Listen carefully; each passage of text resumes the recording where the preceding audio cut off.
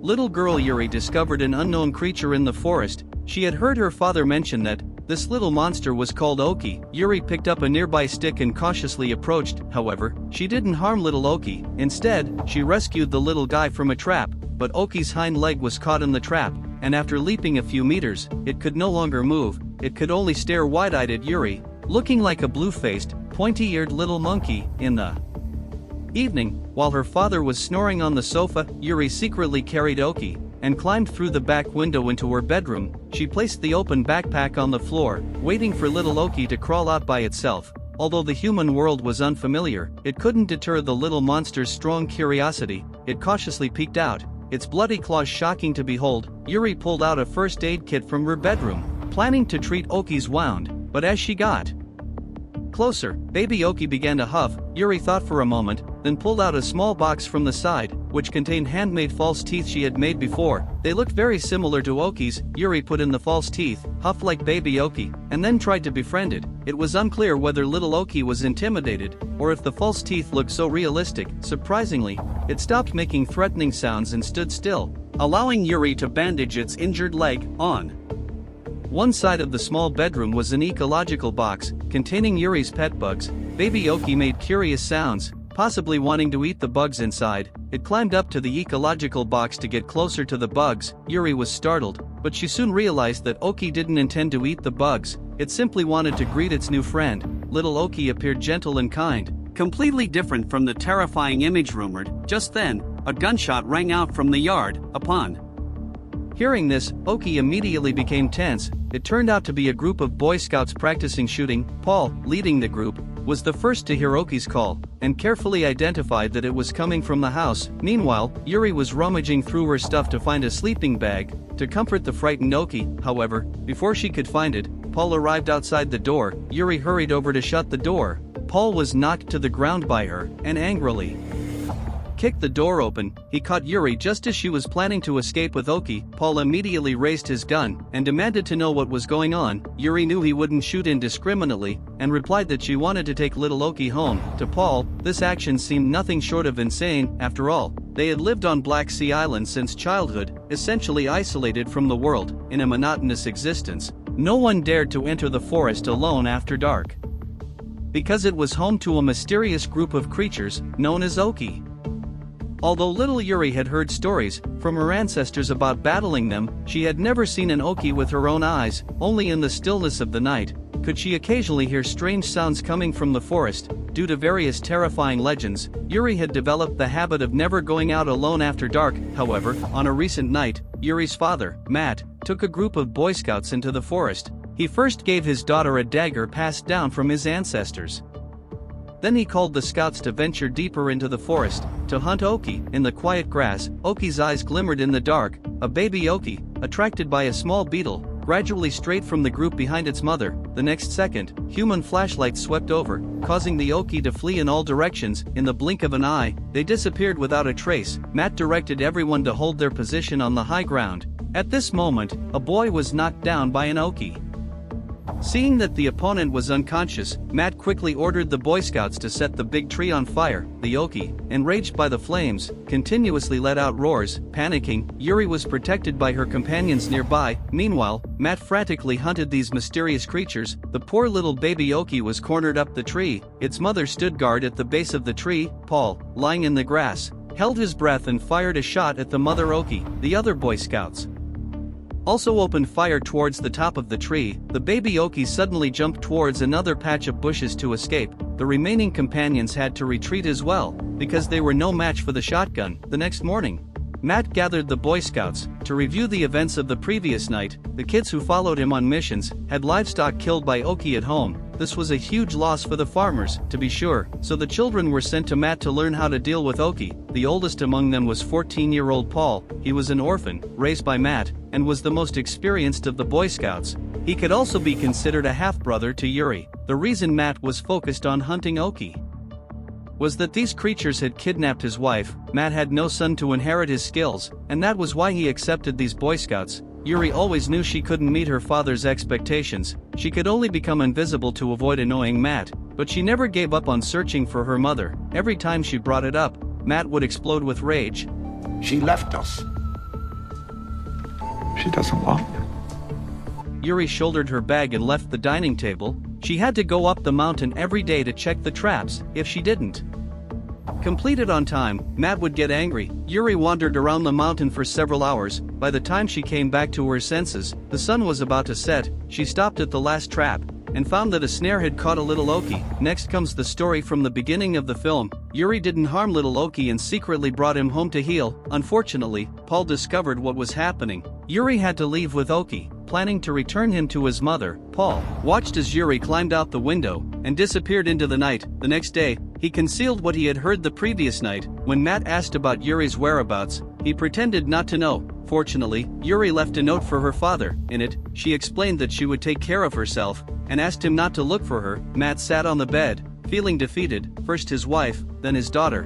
Why did all his family have to leave him? Just then, Matt noticed Oki's blood and fur on the floor. He immediately ran back to his bedroom and pulled out a large box. Matt changed into the armor inside and quickly ordered the Boy Scouts to assemble. He explained that Yuri had been kidnapped by Oki. "We must rescue our fellow," he said. The group quickly gathered their gear and supplies, heading towards the forest in full force. They searched everywhere for traces of Oki. Meanwhile, Yuri kept moving without stopping. Little Oki was perched on her shoulder, being very well behaved. That day, they arrived near a supermarket, planning to get something to fill their stomachs. Yuri, with her messy hair and fake teeth stuffed in her mouth, caught the cashier's attention repeatedly. Matt never took her into the supermarket. All the food in Yuri's home came from the farm. She casually opened a milk carton and began to drink from it. Little Oki reached out to steal some eggs. The tourists nearby happened to see this scene and couldn't help but scream. Yuri was startled and accidentally threw Oki out of her bag. The supermarket was thrown into complete chaos. The cashier calmly pulled out a gun from under the counter and went over to assess the situation. Yuri didn't know what she was thinking, as she actually hid inside the supermarket's refrigerator. The transparent glass door offered no concealment. She even unnecessarily covered Oki's mouth. The consequence of this was that Oki bit her. Yuri quickly crouched on a shopping cart to gain momentum and crashed through the door to escape the supermarket. The old man in the parking lot was fixing a car. With the door open, Yuri seized the opportunity to jump into the driver's seat and immediately started the car, speeding off. Little Oki, perhaps distrustful of her driving skills, held the car door tightly with one hand. At this point, the place where Yuri had been bitten had swollen into a terrible abscess. However, she didn't blame Oki, since the old man was still working on the car. It stalled shortly after they escaped. Not long after, Matt passed by this road and saw the police inspecting the scene. They found a set of false teeth in the junked car. Matt recognized immediately that it belonged to his daughter. Meanwhile, Yuri and Oki returned to the woods. She pulled her arm out of the water. Her whole forearm was blue-purple and swollen like a water radish. Several plump leeches were on it, their bellies round from drinking. Little Oki caught a beetle and indicated for Yuri to eat it. Without hesitation, the girl opened her mouth and swallowed the strange bug. It was unclear whether it was due to her bite, but Yuri surprisingly emitted a sound identical to that of Oki.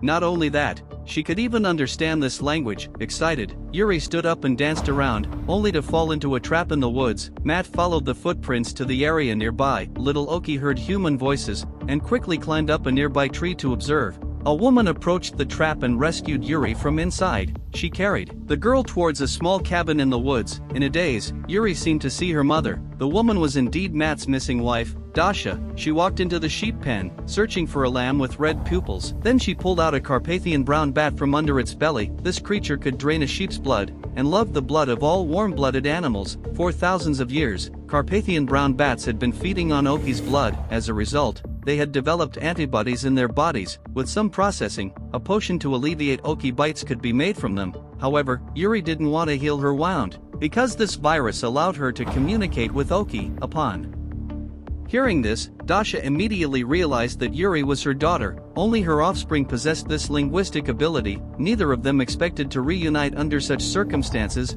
Dasha deliberately changed the subject to grab Yuri's attention. Then, taking advantage of the moment, she injected the potion into the other person's arm. Nearby, Paul immediately recognized it as Yuri's scream. However, he didn't act immediately. Perhaps he felt that he couldn't help on his own. The next day, Yuri indeed regained consciousness, and she discovered that her mother was a veritable know-it-all. Dasha knew everything about Oki. She told her daughter that Oki communicated not through language, but through feelings, joy, excitement, pain, and fear. When they sang together, their complex emotions intertwined. Although these creatures were beautiful and magical, we cannot befriend them, nor can we treat them as pets. Dasha hoped her daughter would understand this. Yuri looked around and found that the map on the wall was covered in red marks. The area with the most marks was certainly Oki's home. No matter what, Yuri had to return to the forest to take the lonely little Oki home. However, this idea was immediately vetoed by Dasha. Even if Yuri could safely return the baby, the older Oki would sense the human smell on it and would throw the baby out of the nest to fend for itself. Yuri was very dissatisfied with Dasha's attitude. She knocked over nearby items and ran to the chicken coop to steal a few eggs. Then she resolutely returned to the forest. Meanwhile, Paul finally reunited with Matt and arrived at Dasha's cabin with a large group. Matt cautiously entered the living room. To his surprise, he saw his wife sitting by the window, drinking tea. Dasha explained that Yuri had been poisoned, but I have now developed an antidote. She won't meet the same fate as me, she said. After saying this, Dasha tapped her wooden prosthetic arm. It turned out that after she was bitten by Oki years ago, Matt had personally amputated Dasha's arm. At this moment, voices from the Boy Scouts could be heard in the basement. They must have stumbled upon something related to Oki. The intruders rummaging through things angered Dasha. She slapped Matt several times and stuffed dirt into his mouth. The Boy Scouts saw their leader getting hit, and all came over with their guns drawn. Matt clumsily got up and took the map from Paul to examine it. He realized this was a map showing the distribution of Oki. Yuri stood on the hillside, continuously calling for little Oki. From morning until afternoon, she finally heard a faint response from Oki. She immediately climbed the tree following the sound, and successfully found the baby Oki. In the evening, Yuri lit a campfire to roast eggs, and shared a carton of milk with little Oki. The two of them gazed at the campfire, feeling drowsy. The next morning, Yuri began to craft a small boat from wood. Thanks to her life on the island, she was skilled in survival techniques. Yuri paddled her small raft towards the Oki gathering place. The caves here were filled with rocky caverns. In each dark hole, an Oki was hidden. Little Oki tried to greet its companions, but they had all blocked the entrance with stones, clearly unwelcome to humans. Just as Yuri felt deeply frustrated, Matt and the Boy Scouts suddenly appeared and fired at little Oki. Yuri hurriedly paddled her boat but accidentally crashed into a rock. The small raft flipped into the water. Seeing that Oki was about to be drowned by the current, Yuri quickly swam over to save him. Yuri carried little Oki and climbed onto a rock. She locked eyes with her dad across the river. Matt wanted his daughter to give up on Oki and hurry home, but Yuri unexpectedly jumped back into the water. Swimming into the dark cave, natural light was mostly blocked, making it hard to see inside. Paul finally couldn't hold back and exploded, blaming Matt for driving Yuri away. She wasn't kidnapped by Oki at all. In fact, Matt had realized this long ago. He was just deceiving himself, but he couldn't allow his daughter to face danger alone. So, Matt took off his armor and outer clothing, and swam into the cave after her. Yuri didn't want to be caught by her dad, so she hid in the darkness, dodging around. However, Matt stepped into a gap and got half of his body stuck. Yuri, worried about her father's injury, rushed over to help, but the log pinning Matt down was too heavy. As a little girl, she couldn't move it at all. Matt instinctively wanted to scold her for being useless. Unexpectedly, Oki sensed the hostility from this human and hid behind Yuri, huffing. Yuri desperately hoped her father would trust her. She just wanted to return the baby Oki home. Oki sensed the tension easing, and couldn't help but approach Matt out of curiosity. Matt slowly extended his hand to pet Oki. Yuri perked up again, picked up her dad's axe to use as a lever. Finally, she managed to pry the log free. Matt quickly climbed out of the gap. Meanwhile, the Boy Scouts paddled into the cave and encountered Dasha inside. She discovered simple drawings on one side of the stone wall, depicting the battle between humans and Oki. At this moment, Yuri approached the nearby nest with little Oki. Matt noticed the Boy Scouts had climbed to a high point, preparing to shoot at the Oki nest. Matt quickly shouted to stop them. However, it was too late. The chubby leader had already pulled the trigger. The others were all ready as well. In a critical moment, Matt jumped into the water to protect his daughter. However, the next second, enchanting music began to play. It turned out that Dasha was soothing the Oki. Matt quickly lifted his daughter above the water.